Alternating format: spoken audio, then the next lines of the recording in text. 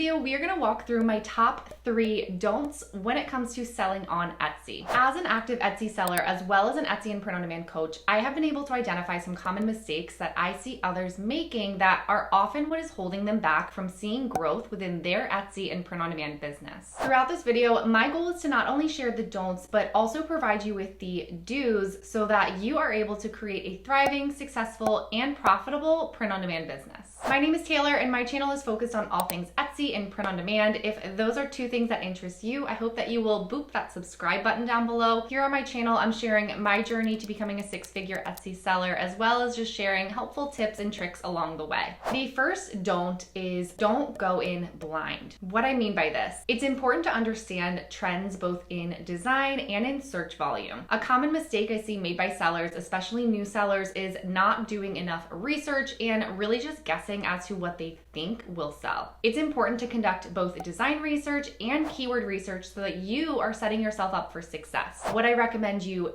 is use a research tool. As I was beginning on Etsy, I wasn't very well educated on research tools. I didn't quite understand what they did or how to use them. And so in the beginning, I did all of my research directly on Etsy, which I still love to do. However, to level up and where I really began to see a difference in my sales and growth in my print-on-demand business is when I combined that research on Etsy with Everbee, which is the research tool I recommend because, y'all, I use Everbee every single day. Everbee, if you weren't familiar, works directly within Etsy. It is just a Google Chrome extension, and so when I'm conducting my design and keyword research directly on Etsy, Everbee's there kind of just like my little best friend hanging out with me to provide me search volume data for keywords. And this just helps me validate those keywords and sometimes often redirects me to discovering stronger keywords that I could or really should be using. Another feature that helps me with my research process is being able to see the revenue analytics. And I've shown this feature quite a few times in my videos, but seeing this data helps me make more educated and informed decisions as to whether or not I want to target specific niches or not. Overall, I'm looking for niches that have high earning potential so that my print-on-demand business can not only be profitable, but to the profit level that I am aspiring for. I know that many of you want to create a side income for yourself. You may be wanting to replace your income with print-on-demand. And no matter what your goal may be, investing in your research, investing in a research tool will always pay you back. The second don't is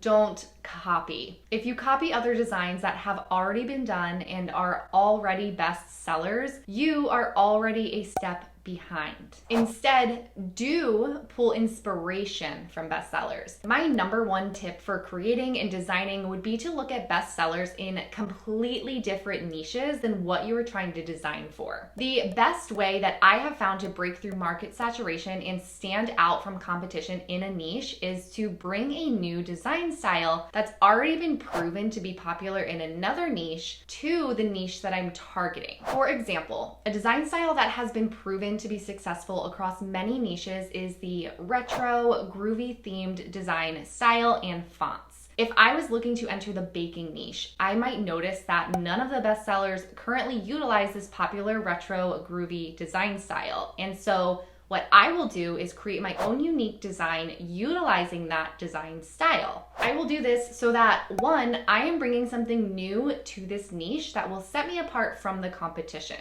And 2, going back to our first do, that rhymed. I already have the research and validation that this design style typically performs well, and so this listing that I've created is backed by research. The third don't is don't use stock mock-up images. You've just spent time creating a unique, eye-catching, research-based, beautiful design, and unfortunately, stock mock-up images don't always represent your design the best and don't typically present well next to your competition on Etsy. They make your listing stand out, but not in the way that we want your listing to stand out. The truth is, most of your competitors on Etsy will have invested in higher quality mock-ups. As a result, that is the bar that has been set and what customers shopping on Etsy have come to experience and ultimately expect as well. It can seem like a red flag to a potential customer if your shop is using a mock-up that looks like this and you have little to no reviews backing up that product.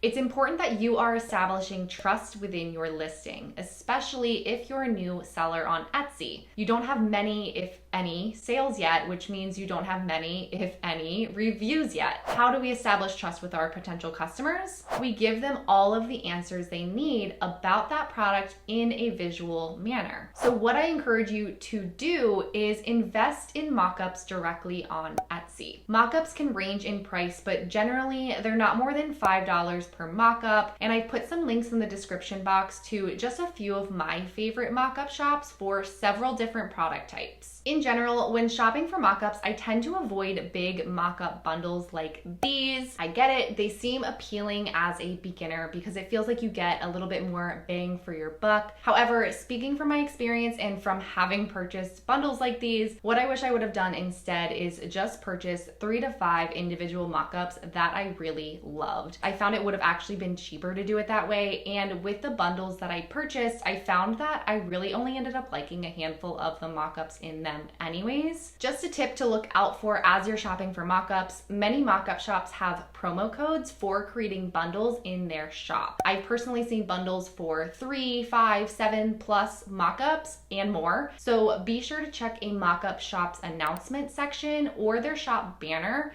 That is where I have personally seen promo codes displayed so that you can save a little money as you may be shopping for mockups. If you've made it this far in the video, you are committed to growing and scaling your Etsy and print-on-demand business, and I applaud you for that.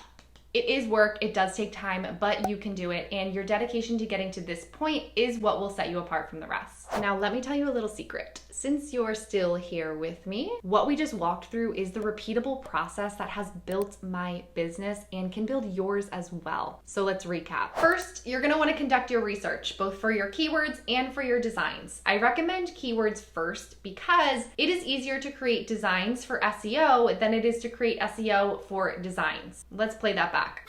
It is easier to create designs for SEO than it is to create SEO for designs. Second, you're gonna gather design inspiration. Don't recreate the wheel. Observe popular design styles and trends in other niches. Remember that this is meant to be inspiration. What are we not doing? Copying. That's right.